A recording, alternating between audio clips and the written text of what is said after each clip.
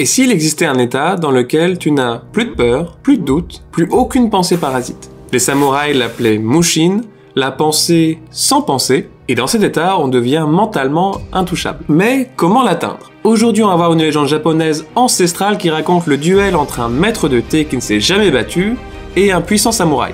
Mais on va aussi voir les leçons à en tirer pour pouvoir nous aussi utiliser Mushin dans notre monde moderne. Il y a des siècles, au Japon, un maître du thé servait son seigneur avec une élégance absolue. Chaque geste semblait chorégraphié par la paix intérieure elle-même. Il était vraiment très fort. Le seigneur est tellement impressionné qu'il lui dit « Écoute, je te fais samouraï ». C'est un immense honneur. Sauf qu'un soir, le maître de thé se promène dans la rue et il rencontre deux ronin. Les ronin, ce sont des samouraïs sans maître.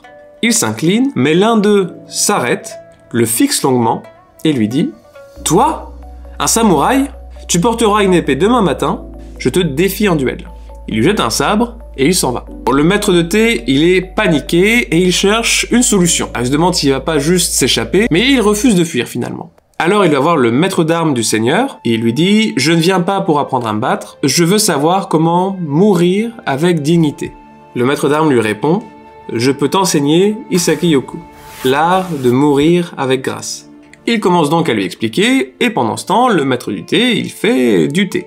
Avec un calme extraordinaire, une fluidité comme une rivière, et présent comme un Bouddha. Le maître d'armes l'observe et lui dit soudain « Oublie tout ce que je t'ai dit, entre simplement dans cet état ce que tu es en train de vivre maintenant, quand tu prépares du thé, pour ton duel. Ne pense pas, n'essaie pas, sois. » Alors le maître du thé est un peu confus, mais il décide de lui faire confiance. Et juste avant que l'aube se lève, n'oublie pas de t'abonner. Le lendemain à l'aube, le silence est total avec nos deux adversaires. Le maître de thé est là, face au samouraï, il lève son sabre, son regard est stable, son souffle est calme, il ne pense plus.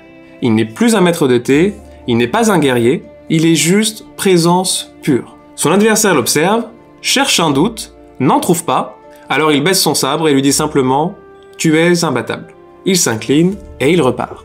Et en fait, ce duel, c'est pas juste un combat entre deux hommes, c'est aussi un combat entre un homme et ses pensées.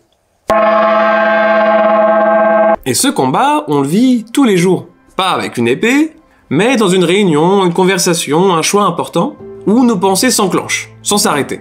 Tu n'es pas prêt, tu n'es pas capable, tu n'es pas ce genre de personne, et c'est le doute, et on recule. Mais ce que le maître de thé a compris ce matin-là, c'est que le vrai pouvoir ne vient pas de ce qu'on croit être, il vient du moment où on arrête de penser pour entrer dans un état de présence totale. Ce moment où il n'y a plus aucune barrière entre soi et l'action. On oublie si on est prêt, on oublie ce que les autres pensent, on y va. Pas dans le chaos, pas dans l'aveuglement, mais dans le calme intérieur et la concentration. Et ça, c'est quelque chose qui se travaille. En l'occurrence, ici, notre maître du thé, il avait atteint une telle maîtrise de l'art du thé qu'il a pu utiliser cette compétence dans d'autres domaines. En l'occurrence, ici, dans son duel. Et si on travaille notre esprit à un tel niveau qu'il devient aussi tranchant qu'un katana, quand on fait face à une difficulté, on va avoir beaucoup plus d'outils pour pouvoir faire face. Mais la vraie question qu'il faut qu'on se pose constamment, c'est qu'est-ce que je veux devenir? Et de se lancer.